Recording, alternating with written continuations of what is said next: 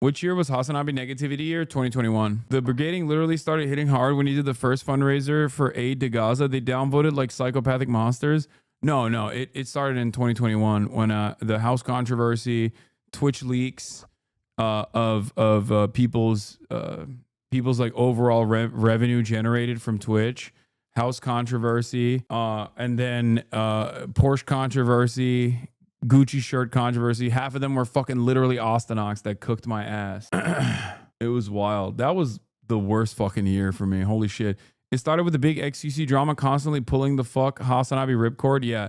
XQC, when he was the largest content creator on this platform for basically 4 fucking years or 5 years, would routinely, once he started gambling and then Kick got banned off the platform, he went crazy. He went fucking crazy. The misgift shit, like that basically caused that basically killed collaboration and any kind of friendly collaboration amongst like all of the top content creators.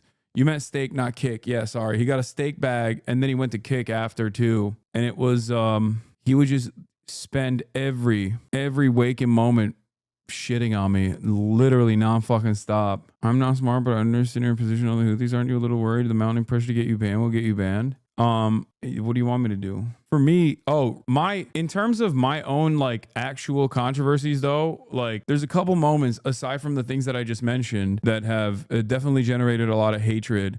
And I think one of the biggest ones is ReactGate. Straight up. ReactGate 1, ReactGate 2, ReactGate 3, which wasn't even about me, but it still turned into one where I got fucking hit as well, even though it was directed at XQC. That was a big one for sure. HouseGate was really bad too. ReactGate was, one day I'll tell you guys the truth about what was happening as to why sometimes I would be away from the camera at extended periods of time, but usually I was cooking and I had a setup where I would literally continue watching the video and I would rush back to pause it. It was so stupid. I should have never done that, which is why I stopped. But there's also some of the around the HouseGate controversy. There was a bunch of other, like leading up to the HouseGate controversy with the leak of Twitch chatters. There was a bunch of stuff happening behind the scenes as well. Did you have IBS or diarrhea or something? No. You should make an off-stream YouTube video about your stalkers, man. I've seen this shit all go down over the years. No. End of shit camp. Oh God, dude, this is crazy, dude. End of shit camp. Honestly, a really entertaining and wholesome event 4 years ago. Look at this. Is it for shit camp? That's all. That's it. I hope you guys have had a fun week. I mean, I guess it's not, there's some people that'll never be in this room together ever again. End of an era, a lifetime ago. A month later, the whole gambling drama happened, I think, which really set it off. Yeah. What is this? You should have shown Tara this. What is this? Neil Horan, ex-Hasan. Okay. Don't you think that the larger issue is that the overall political climate has become more right-wing? Back then, people like Asman mostly did their dumb, small boobs commentary for games, but he's now openly supporting Trump and parties like AFD, which in turn brings more shit on you as well. Yeah. Every streamer started getting into controversies and drama 2021-ish. Yeah, there was definitely a lot. There was definitely a lot of drama, and there was definitely a lot of drama that really popped off in 2021. Because I think 2020, everybody blew up. 2020, during COVID, everybody became like real, actual, almost like serious entertainers. Like they became media companies individually. Check logs. Hasan, important. Stop. I'm not going to look at the clip, man. Okay. Asman was always a big streamer. No, I know. I'm saying that big streamers became even bigger streamers. Like the streaming space was completely isolated pre-COVID, whereas post-COVID, it became like primary content for a lot of people. And then once things opened up, people actually, I have this suspicion that I have a couple different theories on this. Number one, I think when this became like a serious money-making operation in comparison to what it was before, which was a very serious money-making operation, but it became a really, really serious money-making operation where everybody started looking at collaborations differently. Everybody started looking at drama differently. Okay. And I think post-COVID, it became way more popular. But then also there was a lot of resentment because I believe that people hate remembering what it was like during COVID. some people have nostalgia for it, but a lot of people actually hate what it was like during COVID. So I think Twitch streaming like reminds them of that. It reminds them of like being stuck inside and isolated and lonely and scared. So for a lot of people, I think that also comes the accessibility of Twitch streamers as opposed to other celebrities that are infinitely more popular, made it so that people could be spiteful and resentful towards these celebrities that they've developed parasocial relationships with. The unhealthy parasocial relationships turn into unhealthy obsessions and sometimes even stalker-like tendencies. And I think that in and of itself kind of bricked the platform. All of those things combined completely brick the platform and ruin collaboration in general. Now you still have collaborations that take place all the time, but there isn't like the same meta as there used to be. There was always like a meta on the platform that everybody followed.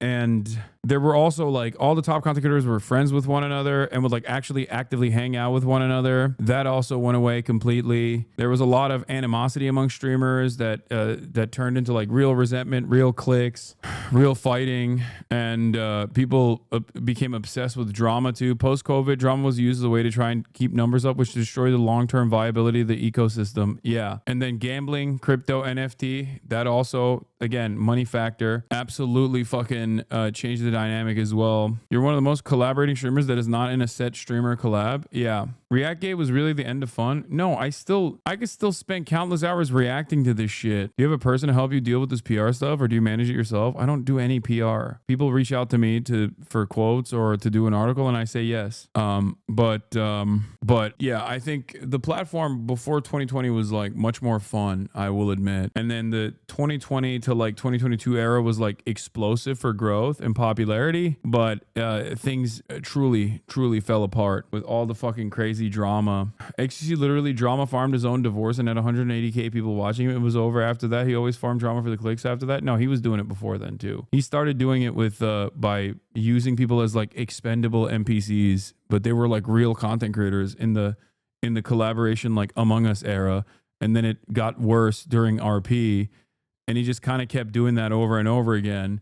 And people developed understandable resentment towards that sort of thing, where they were like, dude, we're not your fucking...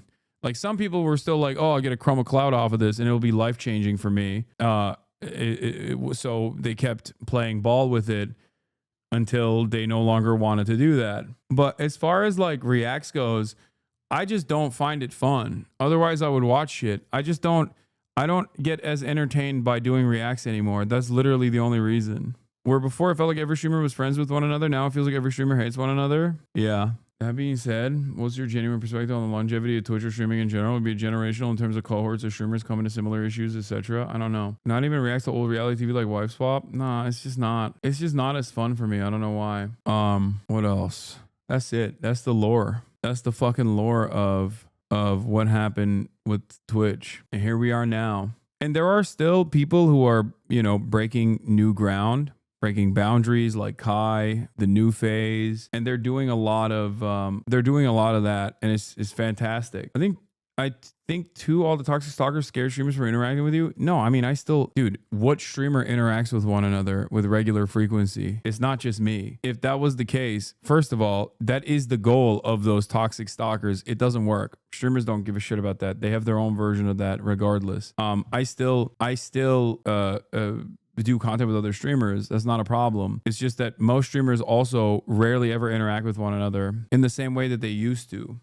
That's it. Drama ruined collabs on this side of Twitch. I don't think it's a coincidence that once this side of Twitch was just pure drama and zero collaboration, is the same time that the W community blew the fuck up. They're still in their collaboration era. Cinna is a perfect example of somebody benefiting immensely from the new era of collabs. Yeah, no, for sure. That's why I'm saying the W gang still blowing the fuck up. It's over for you, Unc. You're old news. That's true. I'm done. You have some form of depression dealing with the trauma of covering what you cover and getting dogpiled on for covering what you cover. It takes a lot of the fun you have for doing anything else. No, I don't have any fucking depression, dude. Calm down. I'm very happy with my situation. Have you ever asked B for a collab? No.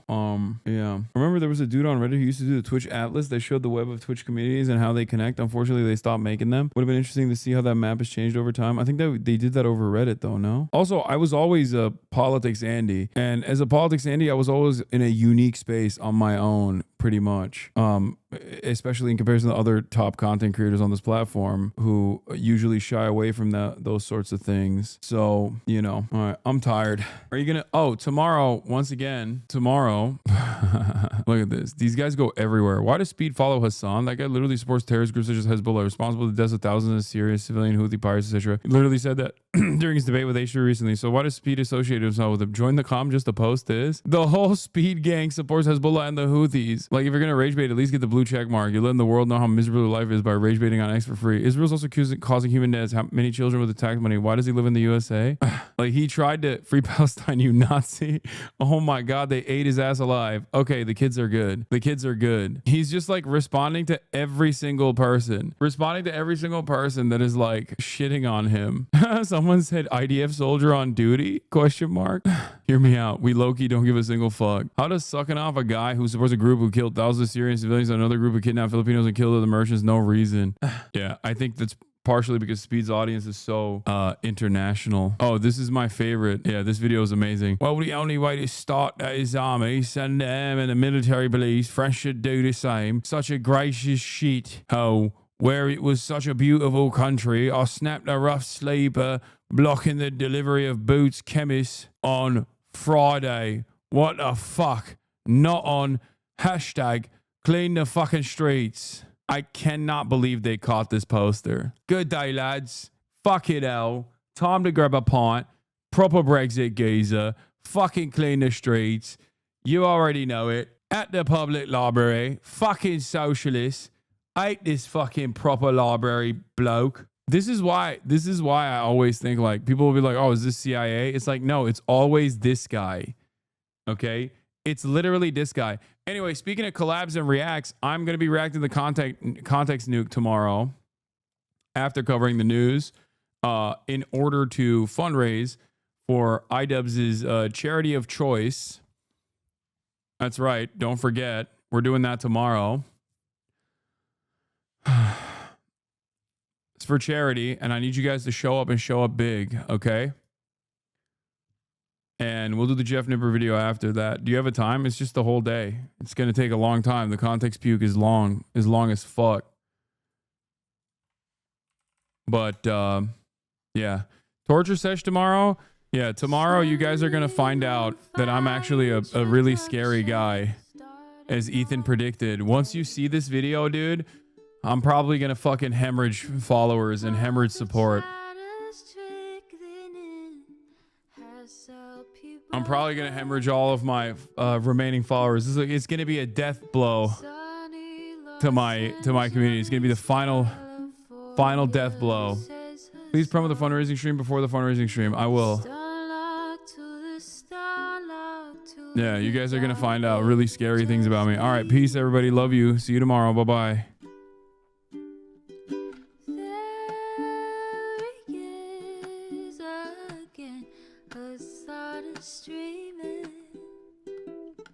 Hasan is streaming.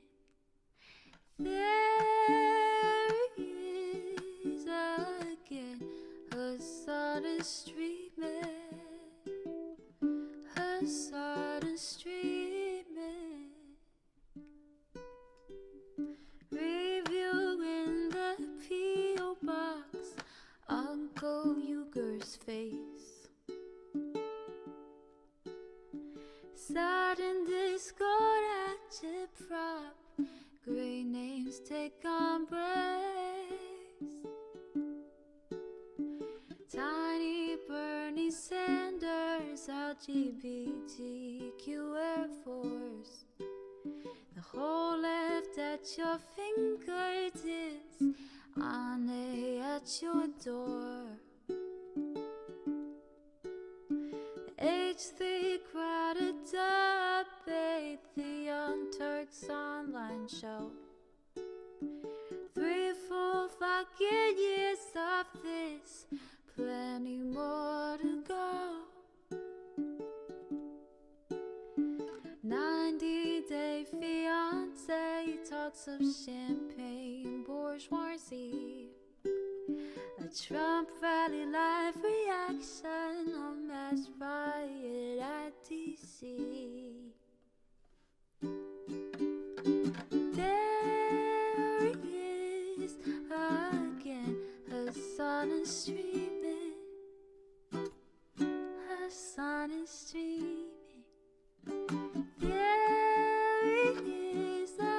try again. The sun is